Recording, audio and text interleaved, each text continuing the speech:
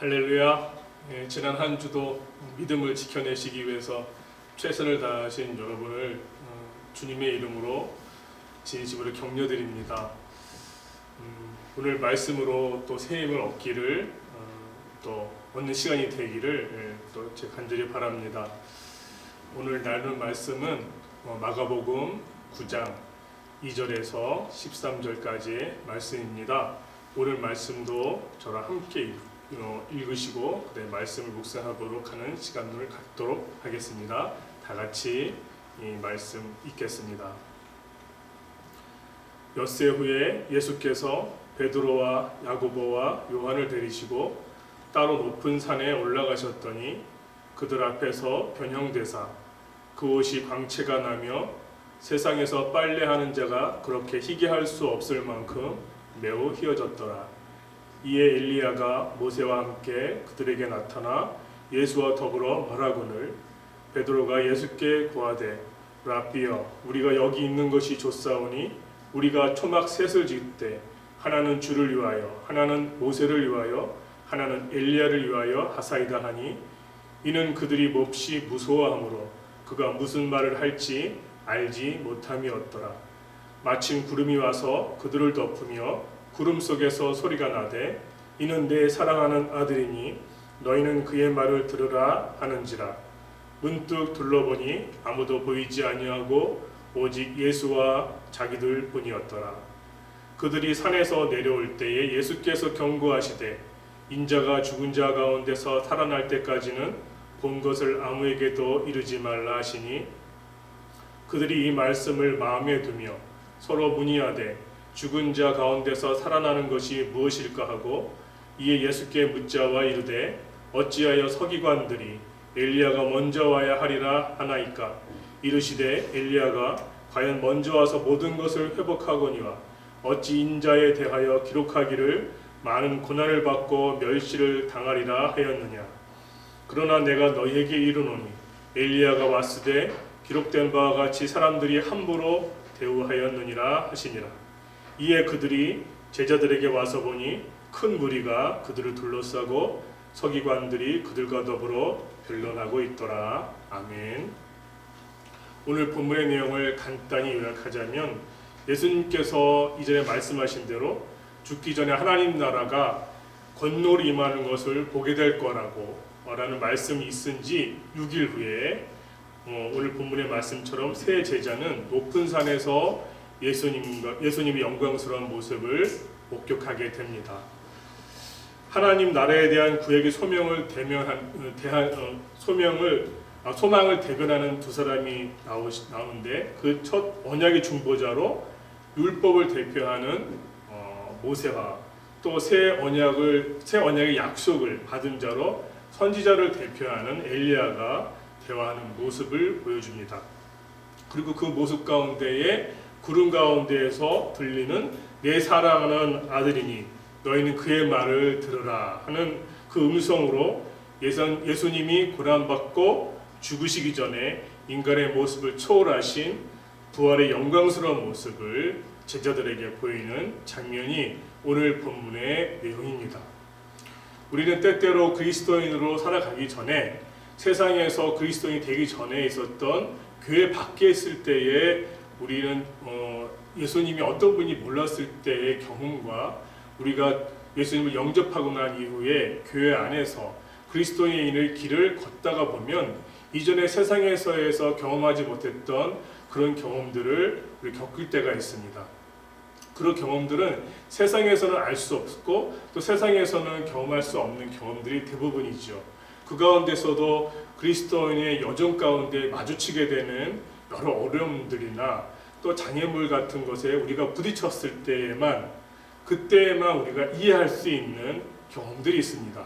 그 경험들을 우리는 그냥 지나치는 것이 아니라 그 경험들을 우리는 그것을 딛고 예수님에 대한 더 믿음을 갖게 되는데 방금 제가 말씀드린 대로 우리가 그리스도인이 되어서 얻게 되는 그런 경험들을 우리는 때때로 믿음이라고 합니다.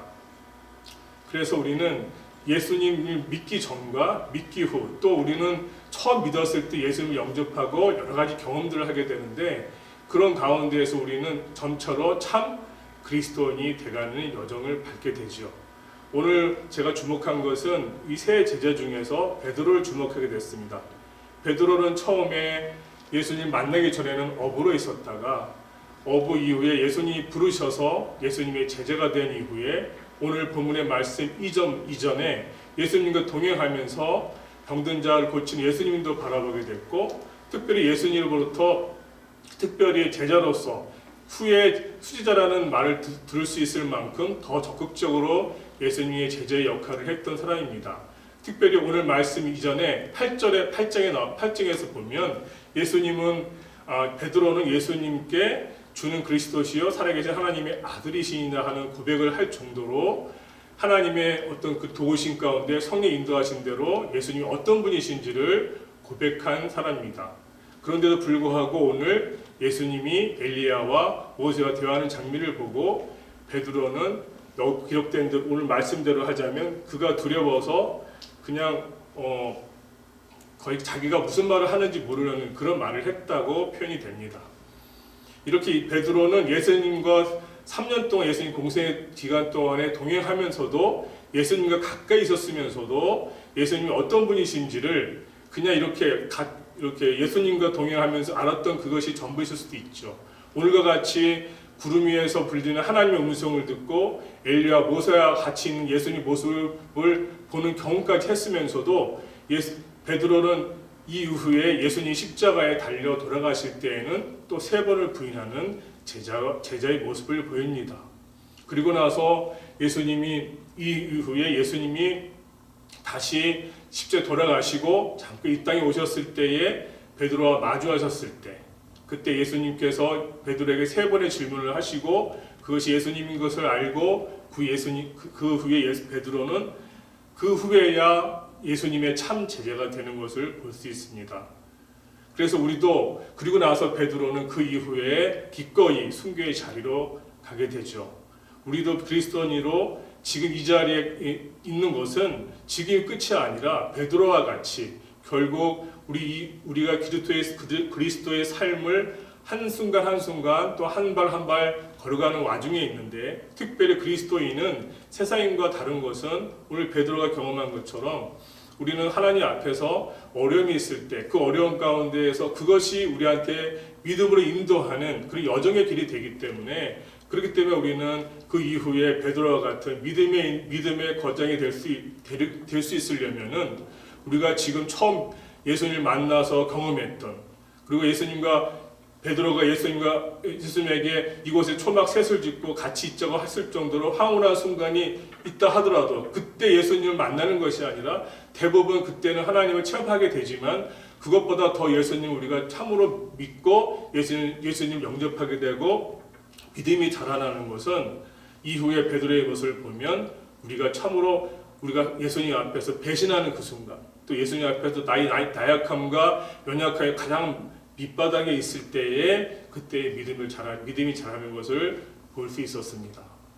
저와 여러분도 요즘 같이 어려운 때에 이때 혹 우리가 베드로와 같은, 또 베드로와 같지 않다 하더라도 하나님 앞에서 우리의 믿음을 우리 어려운 가운데 지켜낼 수 있다면 우리가 마지막에 예수님 앞에서 믿음을 지켜노라고 칭찬받을 수 있는 그러한 예수님의 제자답게, 또 베드로와 같은 그러한 하나님의 제자로서의 모습으로 또 그리스도인으로 주님 앞에 설 수 있지 않을까 여겨집니다.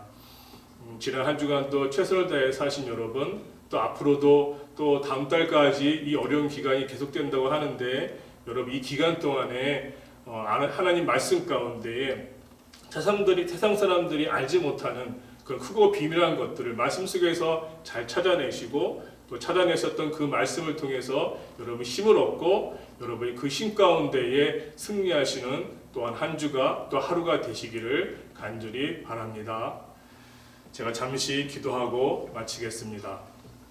사랑의 하나님, 우리가 주님 앞에서 주님을 영접하고 주님 안에서 크고 영광스러운 일 가운데에 그러한 환경 가운데 있을 때에 주님을 고백하는 것은 누구나 할 수 있지만, 그러나 아버지 하나님 없는 것 같은 때에 또 아버지 하나님은 나의 구주시라고, 나의 주님이시라고, 나의 하나님이시고 아버지시라고 고백할 수 없는 때에 아버지 앞에 흔들리지 않는 믿음으로 고백할 수 있는 우리 모두가 되어줄 수 있도록 축복하여 주시옵소서.